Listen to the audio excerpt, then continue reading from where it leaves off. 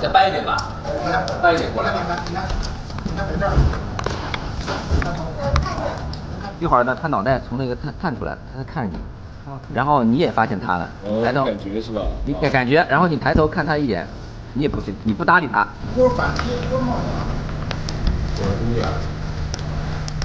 我是这样，是这样，我是这样，我不知道。带小孩出来，然后他再过来，我说你抓不着，起来，你看你站不起来，干嘛起来？起来，起来一会儿就去摸屁股，看看没？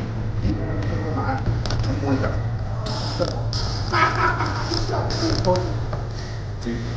对不对？那边人啥了？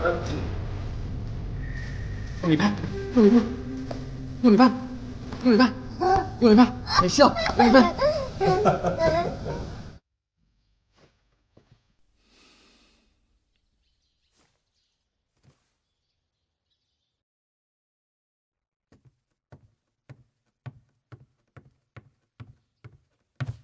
我叫芈月，哦，还是你给我取的名字呢？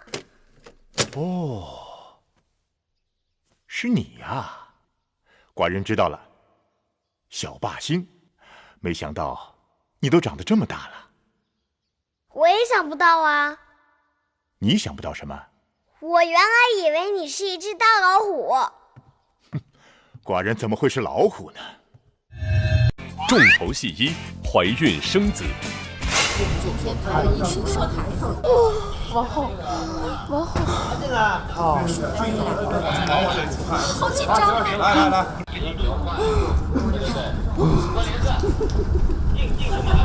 王后用力啊，王后！哎，那就别打边的了，那就少量点。小宝姑姑嘎！我一个叫就赶紧把他拽出来！按道理讲，我们应该按着他的腿跟他说，是要把他顶着压还是？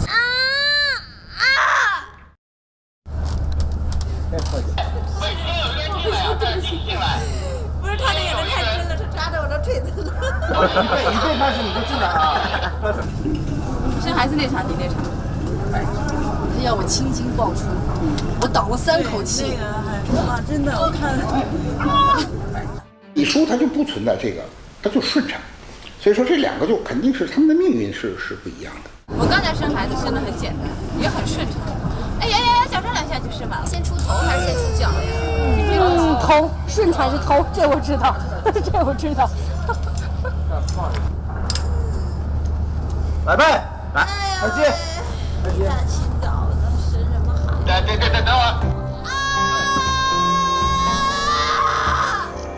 我不要孩子，生孩子太痛苦了。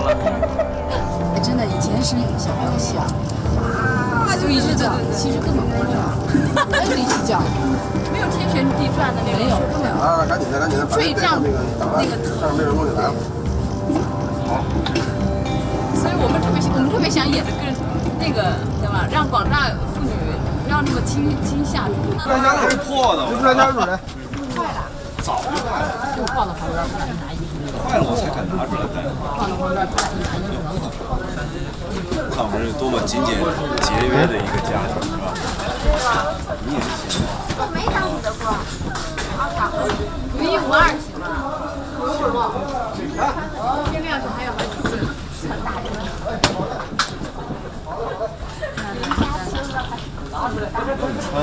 穿我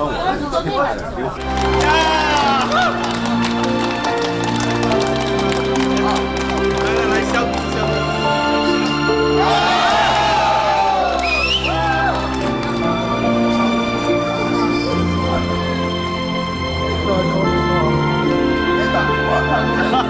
谁给我长得宽啊？谁来吧，高人一点。来看1、2、3，耶！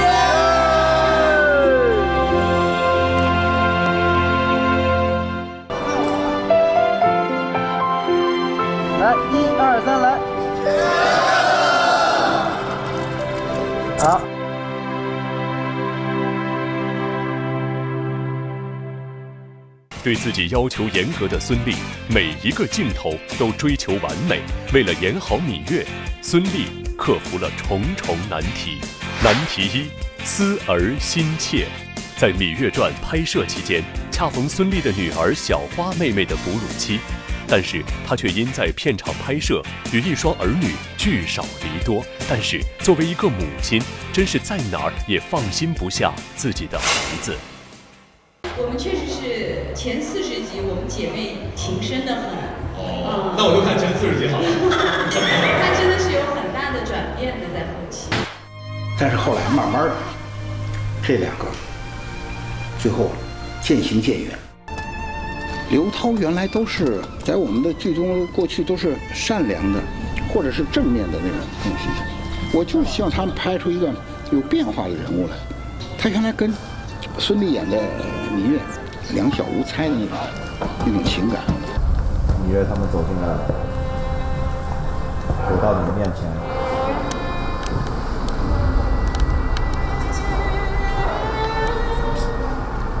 当他穿着一个太后的衣服进来了，然后我就是一个手下败将了，所以我看着他的时候，我的那个内心是很复杂的，我很恨他，我嫉妒他，但是就是很多种这种五味杂陈。他来找我干嘛？他想跟我说什么？我都是尽可能的在抗拒他，直到他说：“姐姐，你会放屁吗？”就是绷不住了。你见了我，应该行大礼。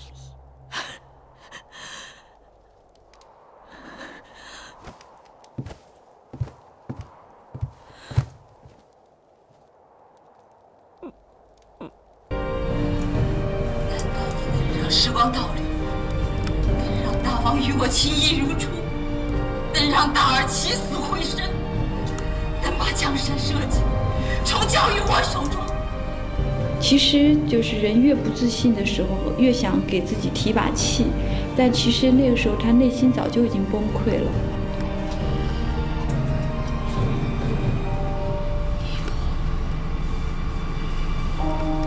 都与我回不去。其实那场戏本来讲的就是姐妹情，那我们两个演员又跟对方又那么很给力，所以当这场戏完成了，导演喊过，因为我们自己也觉得很过瘾，也会觉得心里很难过，因为那个时候不光是孙俪和刘涛，是真觉得我们此刻还是芈月和芈姝的这种难过。我们两个人特别变态，搭戏我说你要哭啊，我说你要哭，你要哭的比你演的很眼泪少，过不了，因为他刚哭的鼻涕都出来了，给我搭的时候。演这种戏，其实真的我们旁边都放了速效救心丸，真的是放了，因为堵得慌，疼啊！而且演完一场戏，这是真的疼，真的就得让自己调整一下。戏里芈姝和芈月斗得你死我活，戏外刘涛跟孙俪却是姐妹情深。我是多没气呀，一点肺活量没有。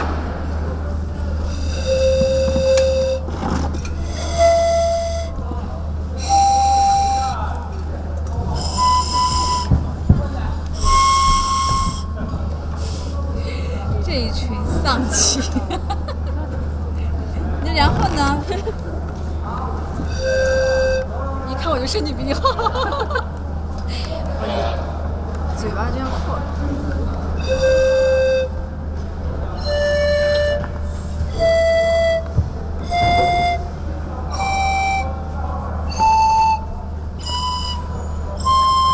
只能动手不能动嘴。我知道了，等于我要把。哇塞，我这点本事还能教别人了我。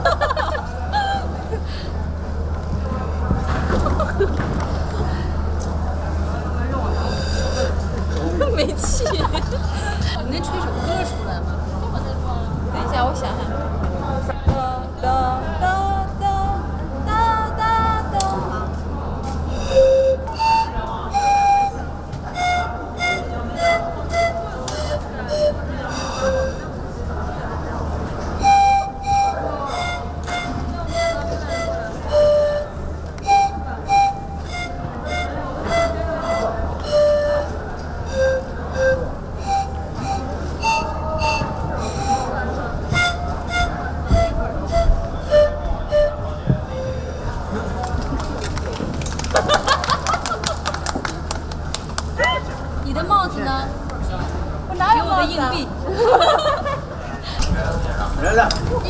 这场戏啊，红配绿啊。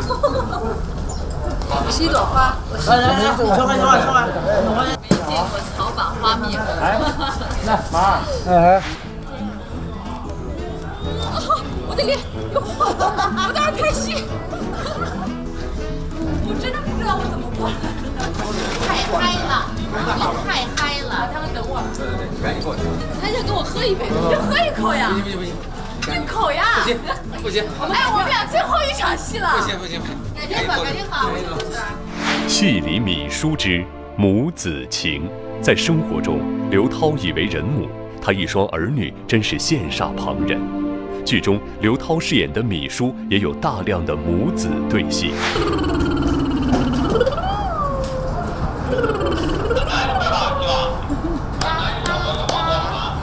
很高兴啊！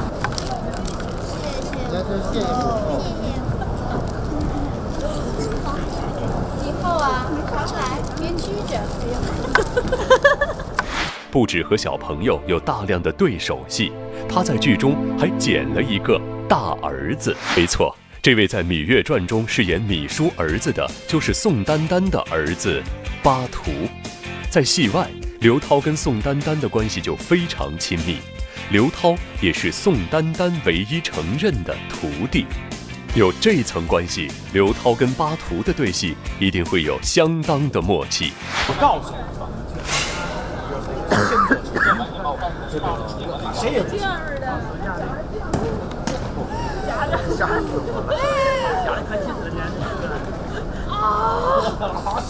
传太医，手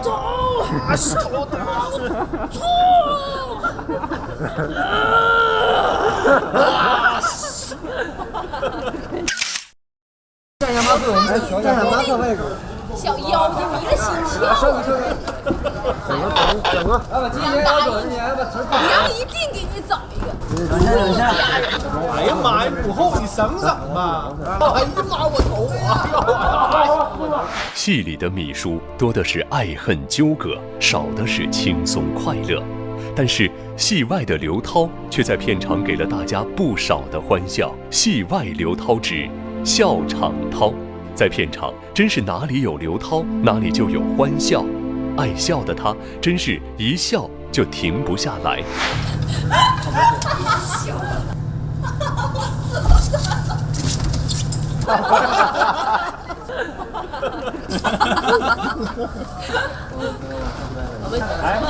来，马儿。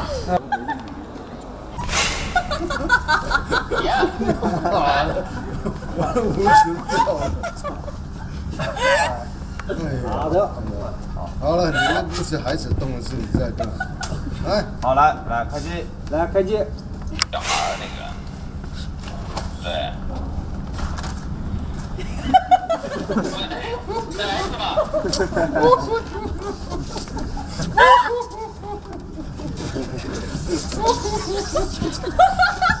哎呀，太累了，来，好，抓得大我的手摸一下嘛，好不好？好，小姐，你抓得大我的手摸一下啊！你抓住我的手摸了啊！关键这真的是我自己的珠子碎。好，来，笑死我了。来吧，好，来，预备，来开机，开始。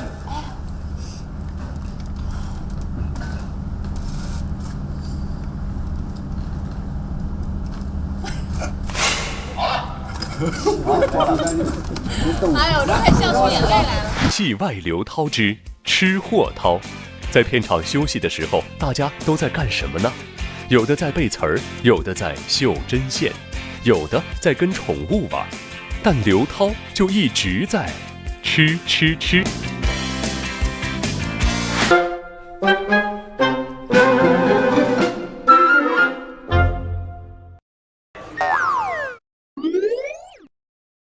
我真的好饿，好饿，好饿，好饿，我真的好饿，好饿，好饿，好饿，我真的好饿，好饿，好饿，好饿，我真的好饿。你看我每次都是吵，没有停过嘴是吧？可是非常奇怪，我觉得应该给它就是这样，喝完了以后在外面剥完了以后把肉，要不然的话舌头受不了。这就是减肥饼干，这样消化饼，你看，真的。舌头打结了，还全是你。我为什么那么瘦啊？就一瘦就瘦脸，一长就长四。让人羡慕嫉妒。吃呀吃呀吃呀吃呀吃呀吃呀吃呀吃呀吃呀吃呀吃。哪两包？而谁能想到，最让演员们挠头的，正是剧中那些激情四溢、酣畅淋漓，犹如行云流水般喷涌而出的大段台词呢？《芈月传》中，演员们要记住大量的古文台词，台词难易程度不亚于背英文台词。今天还有好多词儿没背呢。剧中的演员们抓紧一切机会来背台词，躺着背，站着背，连休息的时候都在背。我说看到他，我会觉得我自己还不够优秀。然后人家说，真的假的？你太谦虚了吧？我说不是，是特别真实。因为每个女孩子不一样啊，那个性格各方面特点都不一样。但是我就觉得她实在是很聪明，有灵气，很认真，很刻苦，然后很真诚。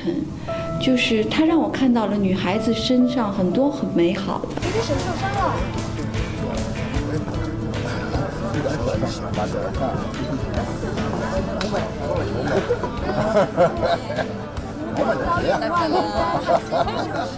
盗贼，这下先学会了。我们俩拍第一场戏的时候，他就说：“啊，我告诉你一个好消息，我要告诉你一个坏消息，你是想听好消息还是坏消息？”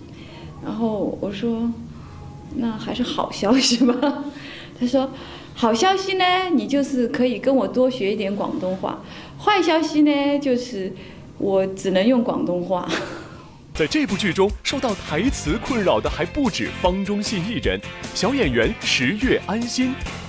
欢乐拍摄，笑点3，老友探班，乐趣多。与刘涛因为电视剧《天龙八部》结缘的演员胡军，特意来《芈月传》现场探班。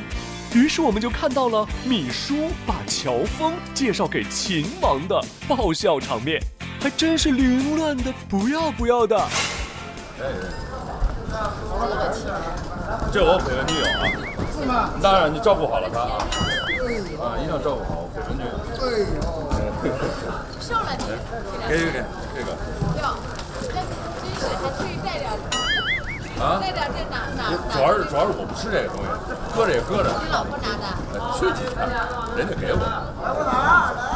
钱呢？拿着吧你。啊，要不然你给我红酒，我得送点东西，多那什么呀？啊。《芈月传》中芈姝的这个角色，对于演员刘涛来说，绝对是次大的挑战，因为这是他第一次出演反派人物。在《芈月传》中，他将颠覆之前的形象，塑造芈姝这样一个前后反差极大的角色。乱了天下，芈月母子就能早日父子。至于刘涛此次塑造的芈姝形象究竟有多颠覆，来看一组最近网络上热传的关于刘涛演技的表情包吧。哲学涛，这是命；狰狞涛，可我却是生不如死；可怜涛，让我去死；呼唤涛，打我；暴力涛，我杀喽；心机涛，你以为你赢了？错。其实我从来不担心说我演一个坏人会怎么样，我觉得坏人他也是，没有人天生就是坏人，一定是因为他的成长环境让他的人生观有所变化。在辛苦的拍摄之余，没有什么比吃对大家的诱惑更大啦。在拍摄现场，我们发现了很多演员的私藏零食。接下来就是发福利的时间啦！小板凳快搬好，看看现场究竟有什么好吃的。刘涛最爱吃的零食：减肥饼干和巧克力卷儿。好像打算带着众人的心。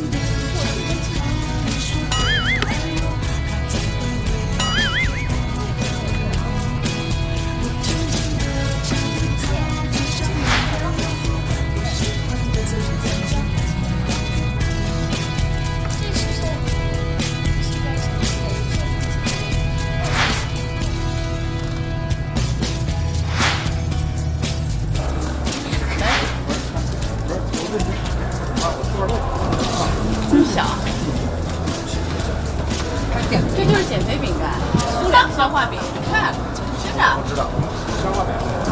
是蛮好吃的啊。要说剧组里最经典的零食是什么，还得是导演牌南瓜籽儿，拔得头筹。它比4年前要疲惫了很多，对，因为量太大了。不过好像没有变的，他一直是边吃瓜子边说戏，这个好像没什么变化。我第一天见导演，导演就是特别好玩，他永远嗑瓜子，然后到现场导演也会拿很多的瓜子出来嗑，然后各种瓜子。我刚尝了那瓜子是还挺好吃的，那你就是。你看我这人特别专一，这吃瓜子都没吃。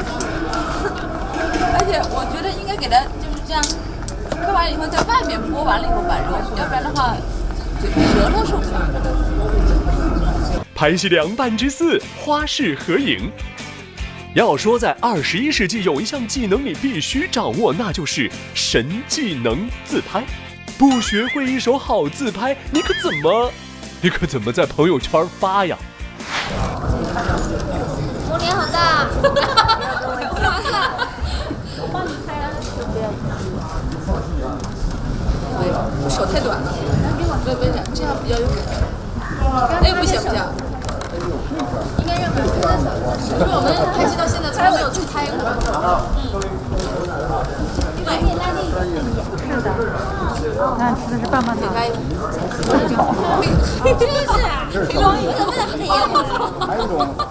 其实不论是自拍还是合影，照片都是一种情绪，是见证我们曾经那么开心快乐的情谊，是最想拥有不愿忘记的最美的回忆。导演郑晓龙要求拍摄时尽量呈现当时历史的真实情况，所以先秦时期的礼仪成为了演员们进组的必修课。礼仪1，跪礼。在《芈月传》中有大量的戏都是跪着完成的，这先秦的跪礼让演员们一个个叫苦不迭。你可以把衣服不穿，穿原来里面那身衣服就可以。你这样他那里面动都不好动。等会儿啊，把鞋脱了。给他脱了。对，你穿了鞋你跪着也难受啊。那我就直接用我手起来就好，不太方便。啊。时间长了，就很希望断一下、咔一下，让我这个腿麻了，你知道吗？经常是因为我不太喜，他们经常会有个小墩子，说让你假装有个墩子靠一靠，但我特别不喜欢用那个墩子。后来我问了这事儿，我说他们为什么不剪得舒服了？后来他们说。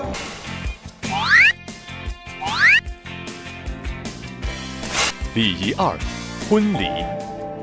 刘涛在演绎芈姝大婚时，就学习了典型的先秦礼仪曲步。就是一个布，然后还得这样拿着一把那个羽扇遮住脸，然后这样一蹲一蹲一蹲一蹲。蹲起要有一个地方是什么？蹲下去起要站直，再蹲。其实最重要，他这个脚是起的。对。对。你这个什么呀？人家搞不出来。虽然说中间有文献有记载，但是也没有人去呈现过，所以说我们自己有这个很大的这个心，想要说尽量的把我们上古文化里头值得就是那么厚重的文化，我尽量想呈现出来给大家看。起，蹲，起。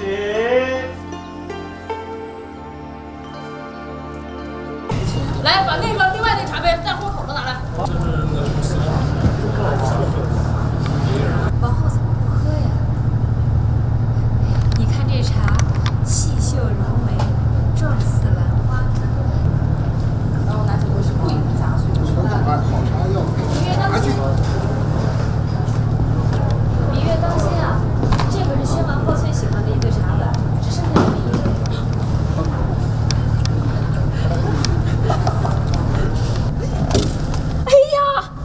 魏少师说：“这可是先王后的遗物，芈月此举冒犯故人，大为不敬。”然而，就是这么一个爱逗乐的姑娘，也有着观众观察不到的细心与温暖。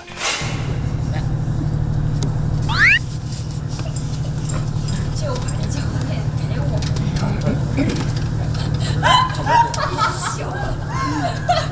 他这想法这整修不止一半，整修不止，对呀。一到这句我提你，好吧？来，我提你。重新整修。哎，重新整修。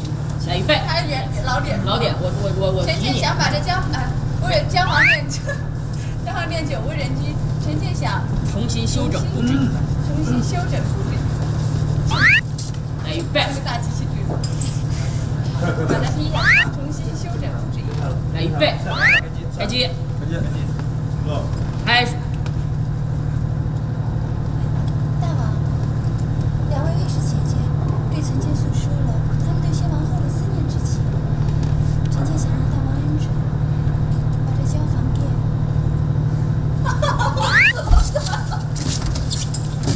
还给他说个手来拿药过来。下来。 5万个，5万。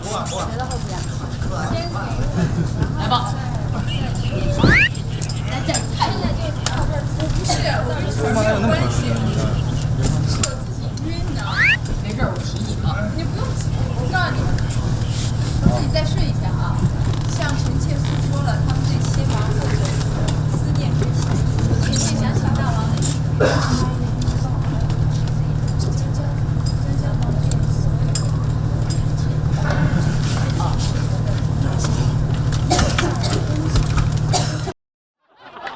导演开机的时候特别好笑，他站那个《甄嬛传》开机仪式现在开始，所有的不是，把一个那么重的角色交给我，我一定好好演，然后希望我们能够再创辉煌，让芈月转起来。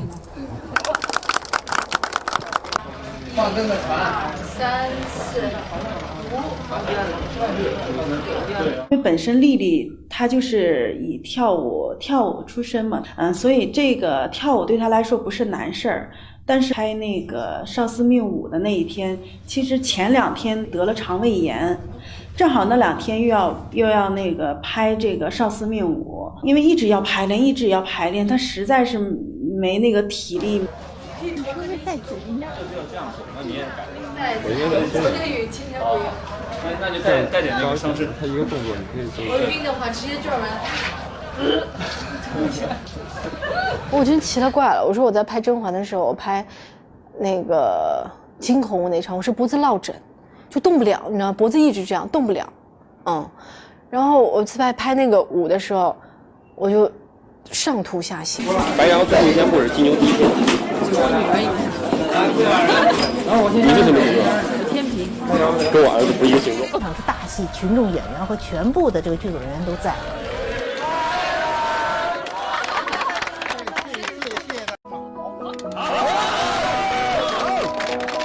比较成全了这个戏，放6根。 60岁，都看我这里来，白来，都看我这里，都看我这里来，都看我。挑战1，剧本太好，场场都是重头戏。都拦不住我去找他，一起去。重头戏1，怀孕生子。生孩子那场，你那场，他要我青筋爆出，我倒了3口气。哇，真的，我看。芈月她生孩子，你看看，她必然是难产，她被人害了。那会儿她因为怀孕了，戴帽就开始使坏，是吧？就开始找人给芈月下药，然后最后到她生孩子，那必然就是难产，是早产嘛，不是难产。来，俩宫女把被子撩起来讲。张琪。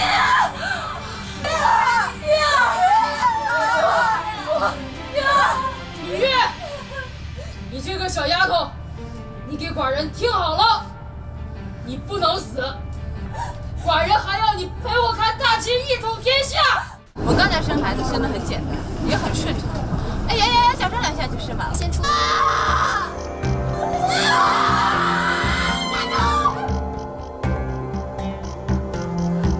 我不要孩子，生孩子太苦了。真的，以前生小孩的戏啊，就一直叫，其实根本不知道，没有力气叫，没有天旋地转的那种，没有，根本。啊，赶紧的，坠胀那个让那人给我来了。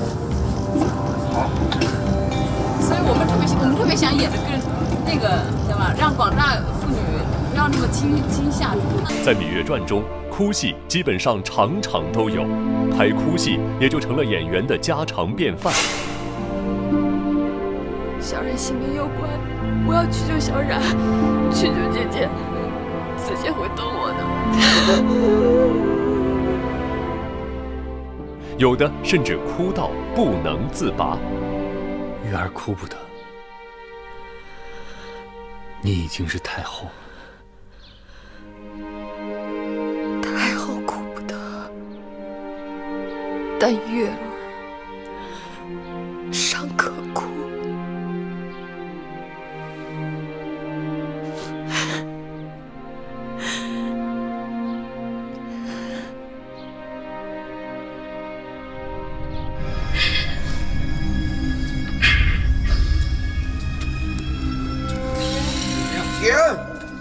好了。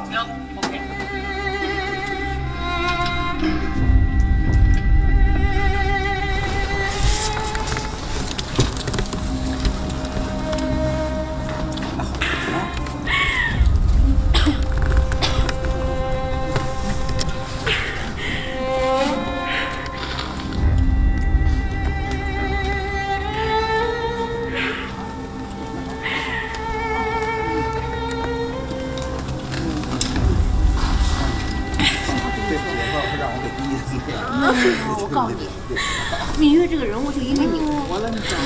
真的好极了啊！重头戏3：生离死别。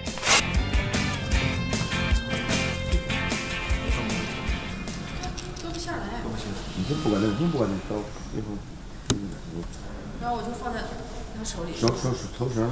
哎呀，这个肯定。要不要把它扎起来吗？对啊，红绳。头发下来之后，大家红绳在旁边。这个难受，完了一步步走过来，走到这儿，能，在这跪着。大王嘛。然后大王说：“你过来，到我身边来。”还赶紧爬过去。那我看就大王。着火的装修都在那。哎，有个水，是吧？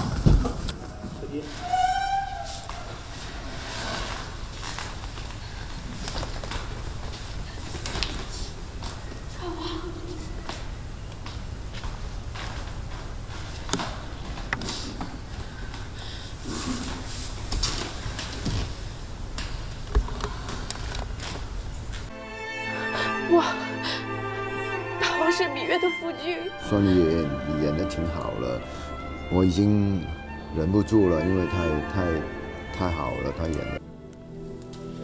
有。好了。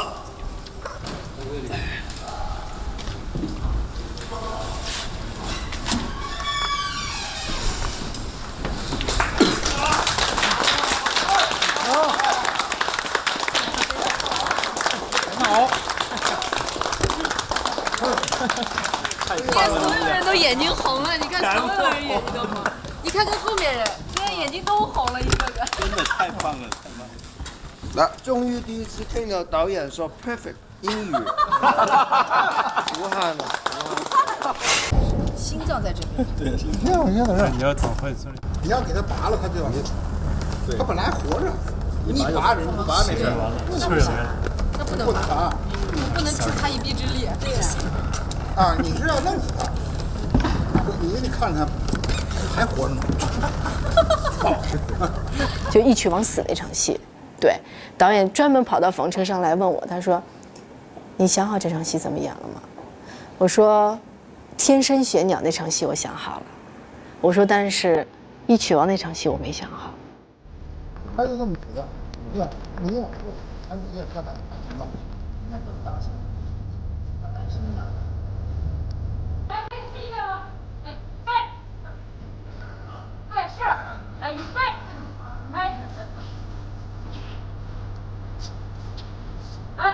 怎么试？来，预备。停。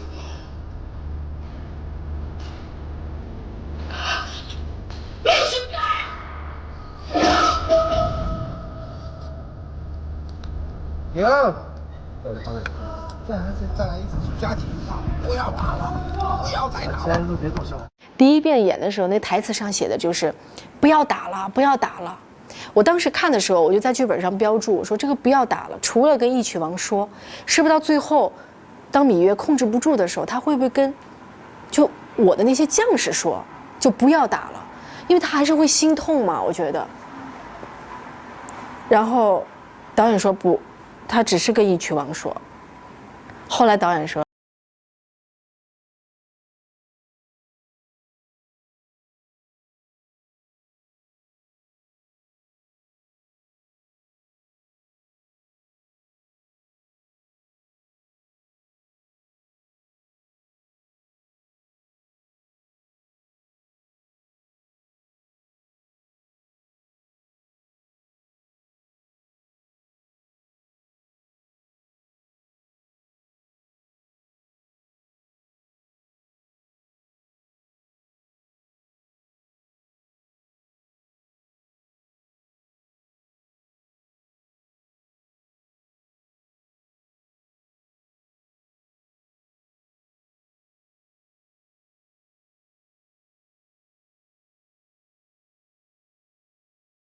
但最后真的杀红了眼的时候，你已经顾不得那么多了，就是真的赶快停止这一切。但是那时候已经没有任何人可以听你说话，没有任何人可以听见你说话，其实很悲哀，我觉得特别悲哀。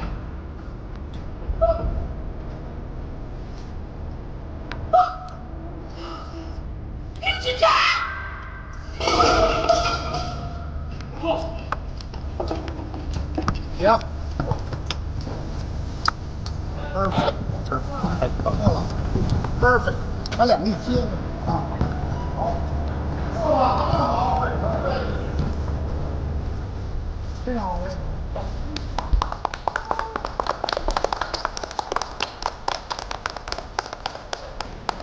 我的那个激情感觉在爆炸，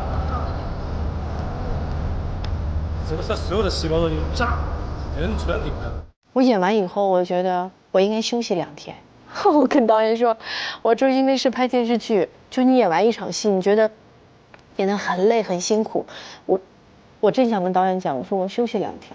导演说，如果拍电影的话，我可以让你休息2天，但是电视剧不行。所以我觉得难就难在就随时要收拾自己的心情，你知道吗？就是你演完一场戏，你觉得真的身心疲累的时候，你还要赶快补妆，继续下一场戏，这就是电视剧的节奏。四不变，6减乱。大兴出世，降生的是天下的霸主。堂妹这是妖言惑众，看来这后宫要出个与我而争太子之位的孽障。相事如何了？恭喜大王，相夫人为大王产下了一位小公主。我从小到大，听到别人嘲笑讥讽我最多的，就是我娘亲的卑贱。住手！嫡公主在此。姐姐，谢老伯施之援手。你受伤了？我听说，眼下各国君王打算派使臣要来向舒姐姐求亲，不知谁最幸运，能与姐姐结下这桩好姻缘。寡人就是在这大殿上向楚王请求迎娶嫡公主芈姝，楚王当场承诺。你为何要对我这样好？因为玉儿值得我对你这样好。按照祖制，我出嫁时是要有姐妹宗族作为陪嫁，和我一同去的。这宫中的女人，哪个不是诸国权势权衡的赌注？谁又能左右自己的命运？我不要过这种日子。我已经把她的生辰八字给了你们皇族族长。哪个女人不想嫁给自己心仪的男人，不想成为正室？皇协倾心于月公主，为后身为后宫之母，怎可以个人好恶和一己私欲毁了别人的良缘呢？也许你眼下还不会明白，我所做的一切都是为你好。此番举国离乡，还不知道有没有机会重返故。眼下我们不得不分开，就是为了有一日，我们可以平平安安的团聚在一起。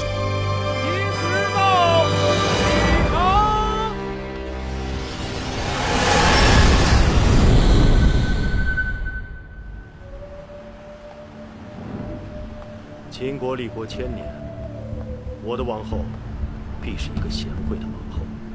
去。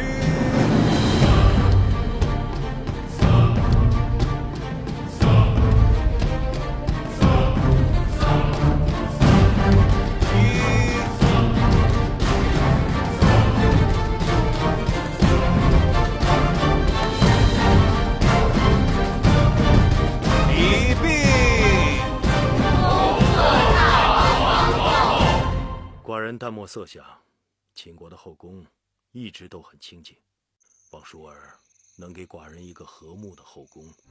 这前朝后宫简直就是魏国人的天下。臣妾拜见新王后。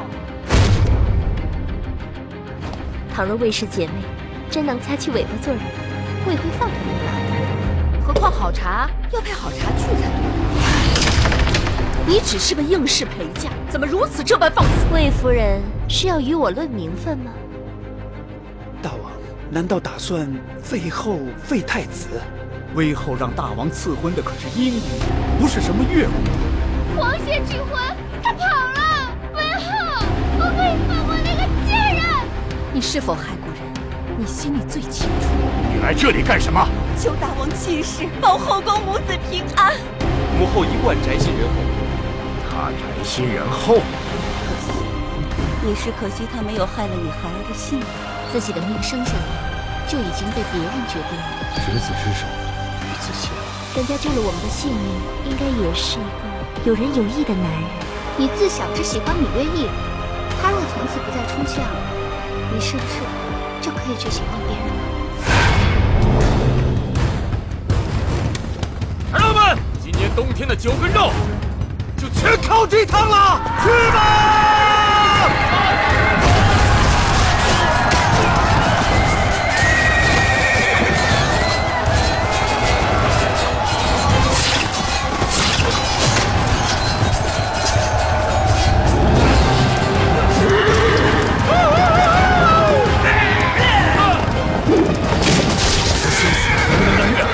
不，我要死，月儿和子谦一起死。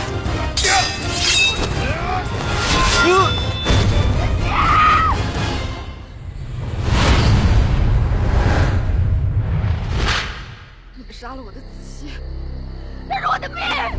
这丫头的脾气像我们一群的女人。岳公主聪慧剔透，也有糊涂的时候。他们是如何知晓宋秦车队的行进日程和路线？那么多的人马，轻而易举就进入了秦国的腹地，还来去自如。受何人之命？跟何人联络？被谁逼？那背后之人必定是在咸阳，很可能就在秦宫之中。王后今日端庄秀美。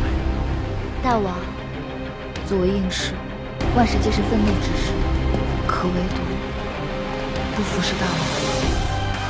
大王对芈月有兴趣，不是你想的那种兴趣。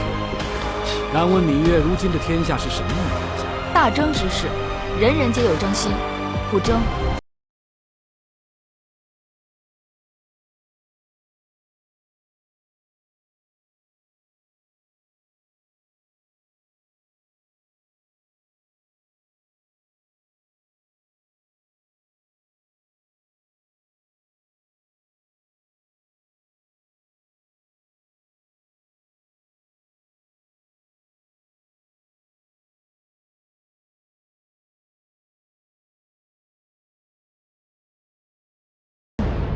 这麻黄让他昼夜不能安睡。假若长此以往，公主不是发狂，就是油尽灯枯而死。究竟是何人对姐姐恨之入骨？你在说什么？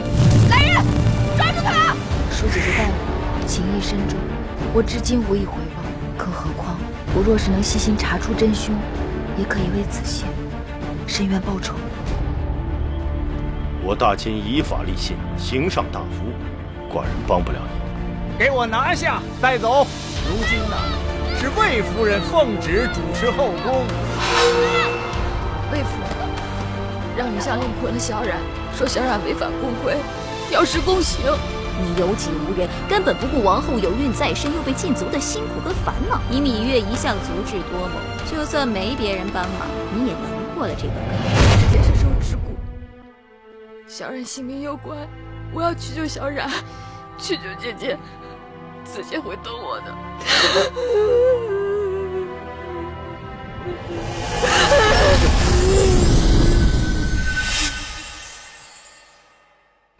你对寡人并不真心，何苦如此？寡人从不强人所难。你跟我走吧。去哪儿？回义局，那儿天高云阔，逍遥自在，整个草原任你我驰骋。芈月终于想起那义渠王手中符节上的字迹了，那是个魏国的魏字。芈月这是处心积虑的要陷害臣妾呀！臣妾被王后视为眼中钉，欲除之而后快，眼下他又指使自己的应妾来陷害臣妾。母后现世了，为何？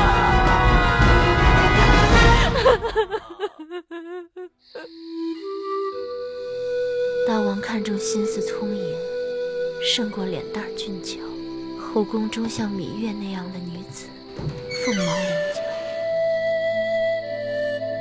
既然义渠王对秦王称臣，那义渠就该是大秦的国土。未遇见秦王之前，月儿只知看重儿女之情，白水见心，清澈如溪。结识秦王之后，才知这世上还有另一种高岸深谷的情。秦王盖世英雄，值得你珍惜。大王并未怜惜的，女人能让男人珍惜到这一步，那男人还不被那女人攥在手里。大王想要的是知道他心思的人，你们只知道以色示人，芈月偏偏用的不是你们想的那种手段。我对大王真心，大王未必珍惜。你的心比谁都野，寡人一直担心这宫中装不下。过去我的命是我自己的，如今有了这孩子，我的命就是这孩子的。岳母，玉里有毒，快来人呐！宫中恐怕是出事。说什么？凶多吉少。臣妾已经找到了这下毒之人。呀，太让寡人失望了。从今日起，后宫嫔妃们来向王后请安，只在门外，不得入内。大王！恭喜夫人。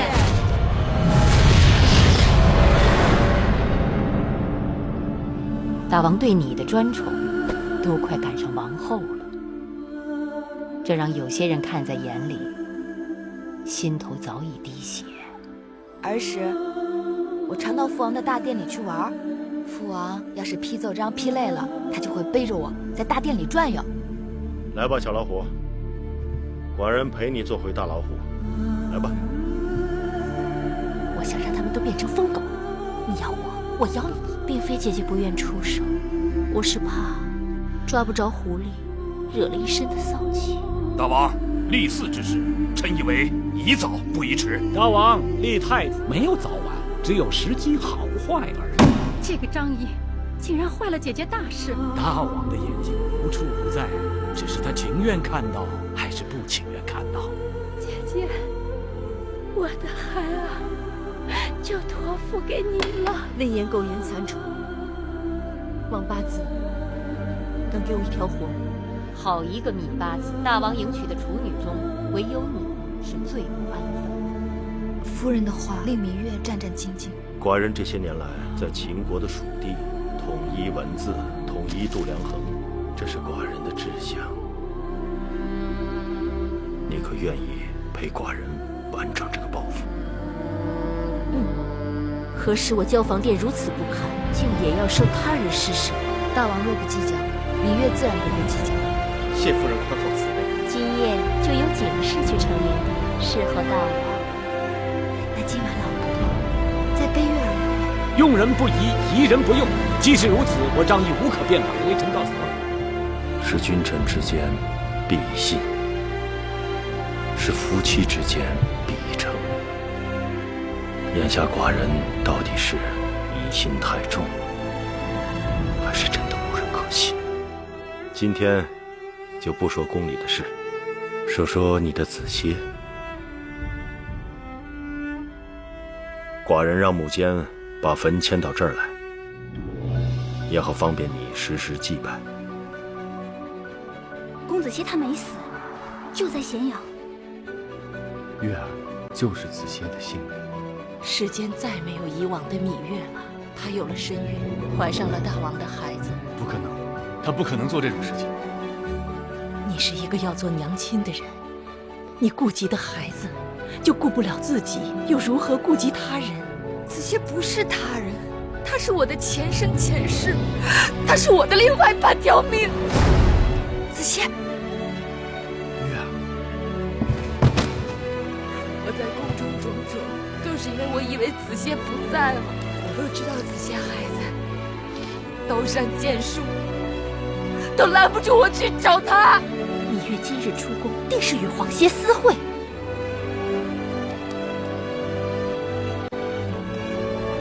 我希望月儿把秦王当成前生前世，你是否愿意跟着我重新再活一次？不如先假意赞同，然后皇公子就有了逃脱的希望。姐姐，此刻我就是想离开这儿。你恨我年轻，说恨伤你的心，说不恨伤我的心。芈月已经不是过去的芈月，这是命。我不认这个命。大王不能去啊！大王，滚开！你自己你也得顾着秦国的国运呢。使劲儿，月儿，使劲儿，月儿，月儿，月儿，月儿。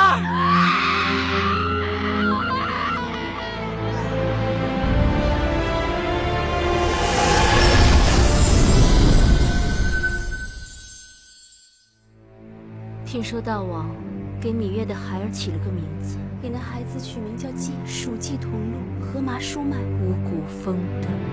这旖旎嫣红，草长莺飞，倒是让我想起了当年你有在楚国时的情景。姐姐，你还记得这个吗？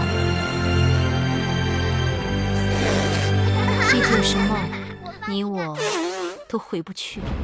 那和氏璧影突然出现在咸阳，那出嫁的人当中竟然有芈月，宫里都在传一句话：得遇者得天下。后宫不平静，全因楚君二字。九长子，切切不要到朝堂上议论楚君之事。继儿不想留在宫里。是继儿不想，还是你不想？公孙衍已被吴国败下，一旦大军压境，战局将对我大秦十分不利。让自己的孩儿去征讨自己的母国，但这是大王愿意看到的我的诚意。大公主和苏秦有情分，面对大江大海，该有不同的情怀。我没有国，没有家，我只有跟我唯一的儿子在一起，这个要求过分吗？既然五国决定联手对付秦国，那我一曲从旁侧翼，如果能够获胜，能不能一举拿下咸阳？孩子，公母，父王，儿臣去了。那杀人蜂是被人故意放到那儿的。太医里说儿不行了。你刚才说的那些话，不是你娘亲让你这么说的吗？你我调教公子当数年，让一个6、7岁的小儿比下去，总是丢人。大王武功是什么人，竟敢在此偷窥于我？不成想，一个魏国女子就能够让你长大了。若是每个人都在别人落难的时候袖手旁观，那就别指望他自己落难的时候会有人相助。哪怕姐姐这样低三下四的求你，王后无德当废，太子不能当义，嫡子继位，名正言顺。那是我的错，让我去死吧！寡人打算亲自带兵去征服他。无论别人怎么争，都不要拿继儿去相争。芈月公主果然是女中豪杰，世上谁人能有像秦王一样的好福气？姐姐该知月儿并非贪恋宝物之人，既然妹妹并非贪恋宝物，最好也不要贪恋其他分外的东西。这是你真心话，你真不愿继儿成为一国之君？宫中生路太窄，万事我都可容你，但容不下你的孩儿挡在我的孩儿前头。公子同他，他上吊自尽了。慧儿，跟我去王后那儿找人。王后开门！王后开门啊！王后！过了今夜，若没事便没事了。姑息足以养奸，将来就是一场大祸呀！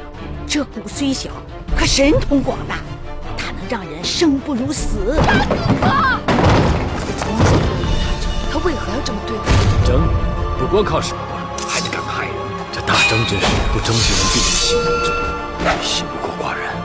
大王错了，杀人蜂并非意外，那是要杀人。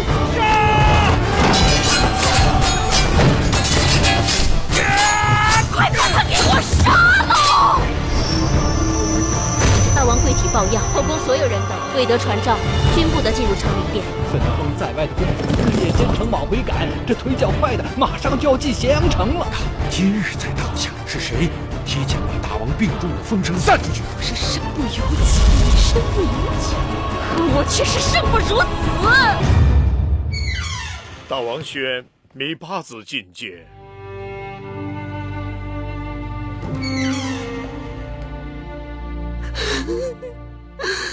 老婆不能走，玉儿不让老婆走，老婆不能走。好想再陪你一次。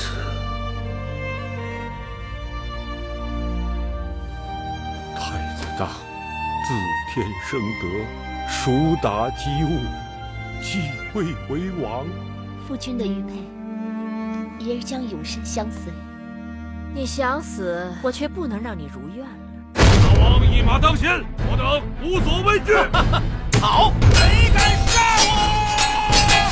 这样的大秦，你可以后悔。大秦这就算完了。公子骥入燕国为质。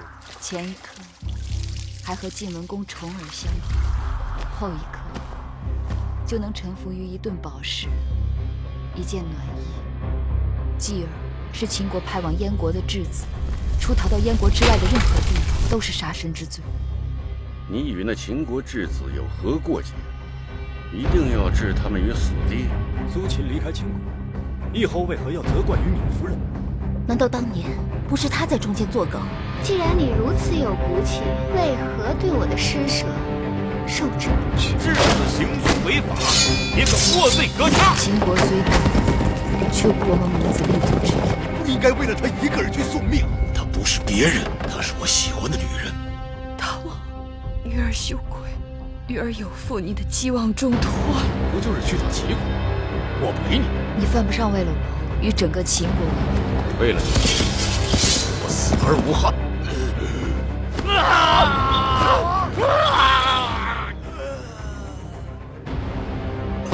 大王，义渠君，养虎为患，后悔已晚。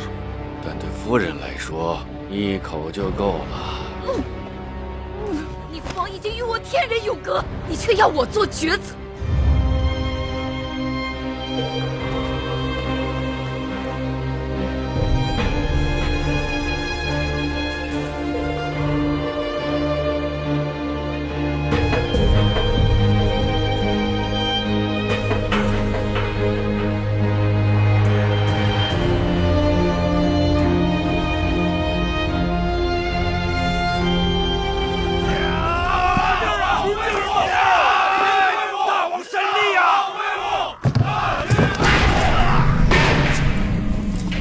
先王领重庆曾有一道遗诏，托付给林夫人，说若来日国中诸公子称谓，当立公子继为王。此刻秦国已无王无君啊！大胆！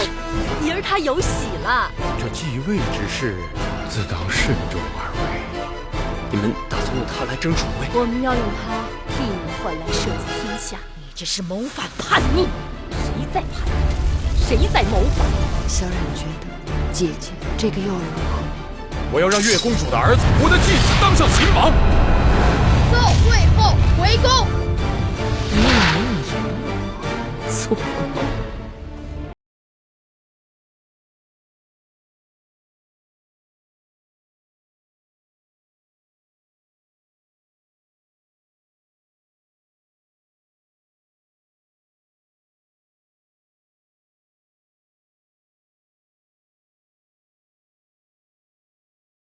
一切都在光天化日之下。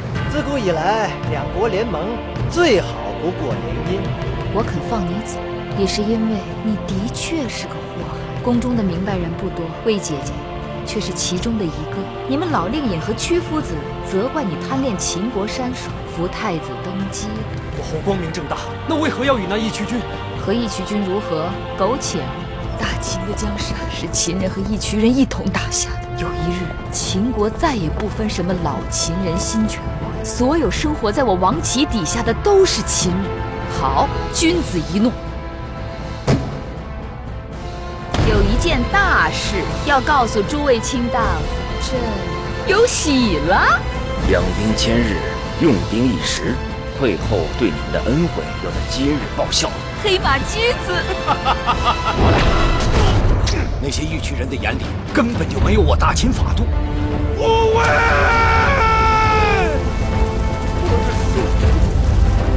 将士们，今日我们在秦国推行这样的律例，他日天下就都有可能去推行这样的律例。你们有多少努力，就有多少回报。太后，太后，太后！我要他。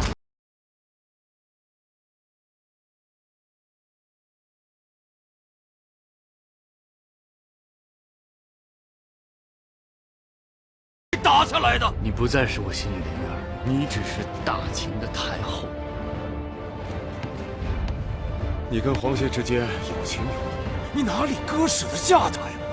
你与他之间有说不尽的情话，才会日日召他进宫。拜见太后。